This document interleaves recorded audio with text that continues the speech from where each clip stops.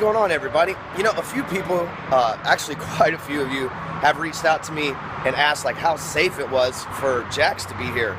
And I think it's probably the safest place ever. Like, he has this really cool backyard that like wraps around, and cool views of the city. But I know a lot of people are worried about, you know, him being up in the air, maybe climbing on this. But look, he's a smart kid. We've already went over the rules here. He doesn't want to fall down here any more than anybody else does. But a lot of people have said, you know, what about living in the high rise? See, like, he knows the rules. You can't go past the bottom one, right? That's it. That's high as you can go, right, buddy?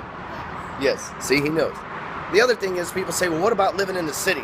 Like, specifically where I'm at, if you cross the west side of 75, it's beautiful mansions and stuff. If you go to the east side, which is where everything that you want to eat and do all that other stuff is, it's kind of hood. You know what I mean? It is an urban area, and people worry about that. Well, first of all, I'm not going to send my son to the hood alone. Every time we go somewhere, he's strapped into the car seat. I'm not generally the guy that people picks out as a mark when I walk into a store to steal my car or anything like that. I've never had anything like that happen to me. I don't know, I just don't seem to carry myself as the normal patsy that would just like let that kind of thing happen.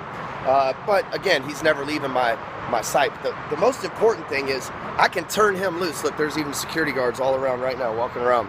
I can turn him loose in the hallway here, and he can ride his bike, that little thing, so he can ride it back here in what we call the backyard, or he can ride it throughout the hallways, the building. We have an aqua lounge, all this other stuff that I know that my neighbors are all successful. They're not trying to kidnap the kid, because there's only 60 of us in this whole entire building. They're not going to take my kid. They're going to say hello to him and play with him just like they do every time we go anywhere around here. But I have a doorman, and he guards the place, so there can't even be like stranger danger in the building, because like nobody can get into the elevators without either a resident or a doorman letting you up. So, you know, for those of you that were concerned, I appreciate that.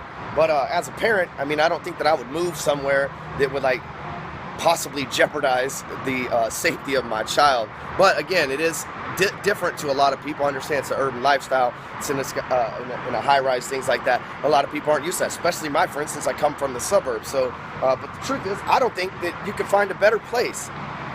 There's a community pool here where you hang out with other kids.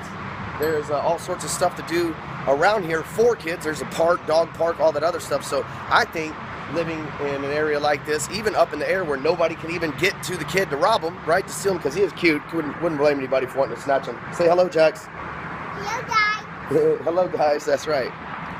So anyway, well, there's the answers to why and how we're able to make this kid thing work. So we're going to go back out here to riding bikes in the backyard, because that's what we do.